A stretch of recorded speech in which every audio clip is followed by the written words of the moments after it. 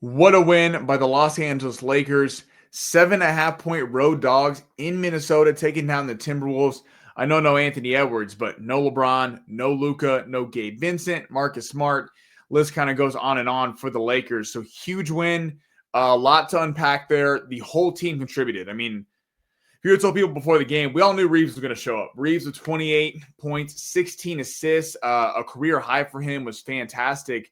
But then you're looking at the rest of the team really contributing. Rui having a great night with 27. Jake LaRavia, first statement game as a Laker.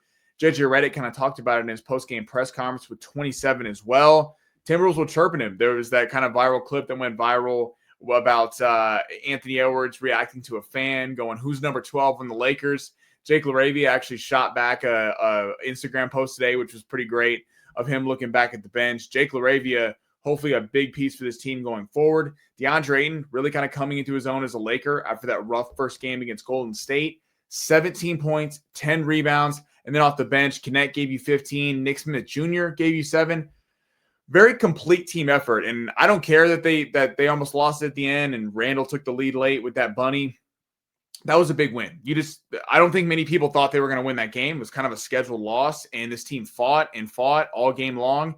And now you're looking at 2-0 against the Minnesota Timberwolves. And I know it's early to be looking at tiebreakers and things like that, but for so many years, the Lakers have been kind of snake bitten by the fact that they haven't had tiebreakers in the Western Conference. So nice early start for the Los Angeles Lakers being 3-2.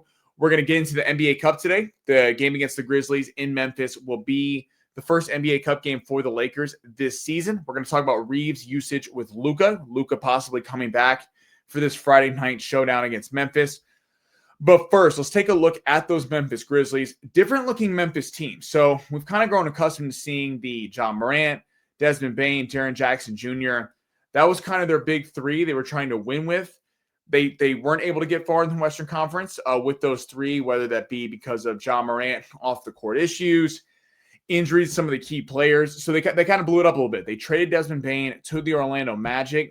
And this team, like I mentioned, looks a little bit different. John Morant still leading the team in points per game and assists per game, 23 points per game, about 7 assists per game. Jaren Jackson Jr., one of the best defensive bigs in all of basketball, constantly in that defensive player of the year conversation. He's averaging 18 points a game as well. The new addition, Cedric Coward, rookie out of Washington State. He was the first-round pick for the Memphis Grizzlies, albeit 5 games, has looked really good for them, averaging 16 points per game so far. So this will be the first look for the Lakers with him. People are really excited about him in Memphis. He's been kind of had VJ Edgecombe not be doing what he's doing in Philly. Cedric Coward would kind of be the guy that everyone's talking about, one of the late kind of lottery guys that could be a possible really big player in facet for this Memphis Grizzlies team.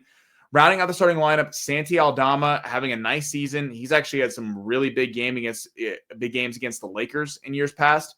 11 points per game, about 8 rebounds per game. Our old friend, KCP, averaging about 10 points per game. On the bench, you're looking at Jalen Wells, Jock Londale, Cam Spencer. Javon Small is a rookie from West Virginia. He's a nice player. Out for the Grizzlies. Looking at the injury report specifically, Brandon Clark out for them. Zach Edey, so giving up a lot of size. That's kind of where they want to go a lot of the time. Is this team kind of hangs its hat on the fact that Zach Edey can come off the bench at times, and you at all times have a pretty elite big, whether it's Jaren Jackson Jr. or Zach Edey. Zach Edey will miss this game. Ty Jerome will miss this game, and again, another old friend, Scottie Pippen Jr. all out. So lacking a lot of depth on that Memphis side. This is going to be really on the starting lineup for the Memphis Grizzlies. On the Lakers side of things, Fierro's out, Kleba's out, Vincent's out, and LeBron's out. Everything we all knew. Luka was upgraded to questionable for this game, so we'll get more as game time approaches. Marcus Smart is also questionable for this game. Sounds like he's probably trending toward playing in this one, which is a big addition, adding some depth to that Laker lineup, as well as some really good defense. On to my next point, Reaves' usage with Luka. Let's say Luka comes back for this game, or if not, he's coming back later this weekend or next week. How is this going to change? Because that's been the big question all week. Austin Reaves has been tearing it up. I mean, not only scoring the basketball, facilitating the basketball, running the offense at a clip that I won't brag. I was on Austin Reaves. I didn't want the Lakers to trade him kind of all off season. I know Alan and I have gone back and forth a little bit on air about that, and everyone in the comments has their own opinions. But Austin Reaves has been fantastic. The naysayers would go, okay, Austin Reaves upping his value. Luka Doncic, he's kind of a copycat in that he's not a great defender, but he's an excellent scorer. But obviously, Luka being a top 5 offensive player in the league and maybe the best offensive player in the league is going to be commanding the offense and running the show over Austin Reaves. And then when LeBron comes back, there'll be even less touches for him. But I think the Lakers just got to figure something out. When the Lakers had the most success last year, LeBron was playing off ball. And LeBron is one of the highest IQ basketball players we've ever seen on the court. And when Luka was running the offense and having the ball in his hands, and then Austin Reaves, and LeBron was playing on the wing and doing excellent cuts to the basket, just flat out being a menace without the ball in his hands, LeBron can carry that role and still be extremely effective and average 25 points a game. I think letting Luka take the ball up, Austin Reaves being able to do what he is, getting into some ball action, that way, whether it's Luka or Reaves, at all times you have supposedly a star guard going for you on offense, whether you want to make Reaves 6th man of the year and kind of bring him off the bench. I feel like that would limit his usage a little bit. I feel like he's earned being out there all the time and sliding in the starting lineup. And before Luka got hurt, JJ Redick found something. He found something in that lineup with Luka, Reaves, Ayton, and then playing Smart and Vando together. So you have Smart and Jared Vanderbilt, 2 elite defenders, and then letting Reaves and Luka go to work and kind of running that pick and roll with DeAndre Ayton. I'm curious to see how it changes with the fact that Austin Reaves has been on an absolute heater. I know there's a lot going on around about, Kenny Smith on the NBA crew talking about how he's Jeremy Lin. I think that's pretty disrespectful, honestly. Austin Reaves has been very good for a few years now and really kind of put the league on notice. Jeremy Lin had a month where he was the best player in basketball and then kind of went back to just being a whatever role player. Austin Reaves is not a role player, and he certainly has a case to be the best third option in the league. And hell, maybe he's making a case he's even a better than a third option very early in the season. But what we've seen from Austin Reaves so far cannot be ignored, and he's been a fantastic player for the Lakers.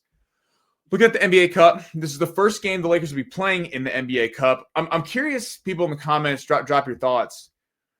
If people care about the NBA Cup, we all care about the Lakers playing. I'd obviously rather see the Lakers win more than anything for their record in the playoff hunt. This kind of comes after a few years ago when the Lakers, if we all remember, won the first NBA Cup and they actually tore up the championship game, but then it didn't count. It didn't count as a Laker win, and then you find the Lakers fighting to get in the playoffs, needing wins badly. Meanwhile, the NBA Cup game doesn't count.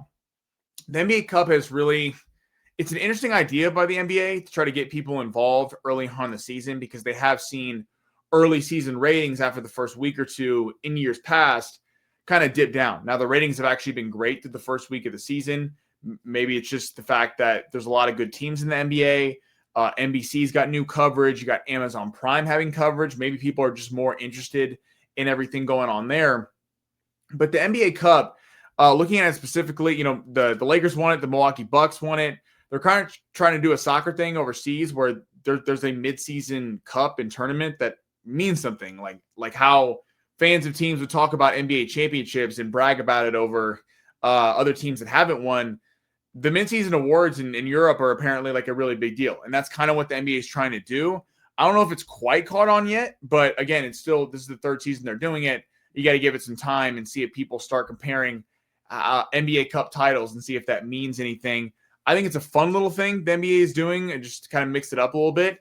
Looking at the Lakers group. So they're in West Group B, Clippers, Lakers, Grizzlies, Mavs, Pelicans. So pretty fun little 5 teams there. Pelicans not very good, but the Mavs get a look at Cooper Flagg, Anthony Davis obviously returning, Luka Doncic returning. That's storylines right themselves. You got the Grizzlies, so I mentioned at the top of the video, with the Lakers be playing Friday night. They've developed a little bit of a fun rivalry. Got a lot of star guards in that game, and then obviously the Clippers. So I'm curious to see how it plays out. I'm curious to see if they can kind of sell this thing. I think the NBA Cup, in my opinion, is really helpful if they lean into the betting aspect. There's a fun portion of, instead of betting on a random night in November or Tuesday night in November, getting some action on a game, betting the NBA Cup. They take bets on who's going to get out of the group, who's going to win the whole thing. Can you advance to the quarterfinals? I think if the NBA leaned into that a little bit, they would actually have more success with the NBA Cup. They got the courts, they got all that kind of crazy stuff going on. But I really do feel like if they leaned into the betting aspect of this, it might be a little bit more successful. Looking at the game specifically, Grizzlies open as 4.5-point favorites. The line has been bet down to 2.5. That surely comes after the news that Luka might play in this game, because I doubt the Grizzlies will be 4.5-point favorites if Luka is going to play in this. And the over-under is set at 236.5 for all my gamblers out there. So appreciate everybody for tuning in. Lakers, huge win against the Timberwolves. Hopefully can carry it into another Western Conference rival in the Memphis Grizzlies. Again, appreciate everybody for tuning in. I'll only get you guys on the morning show as well as the post game, and then I will be back for a preview of the Lakers' next game.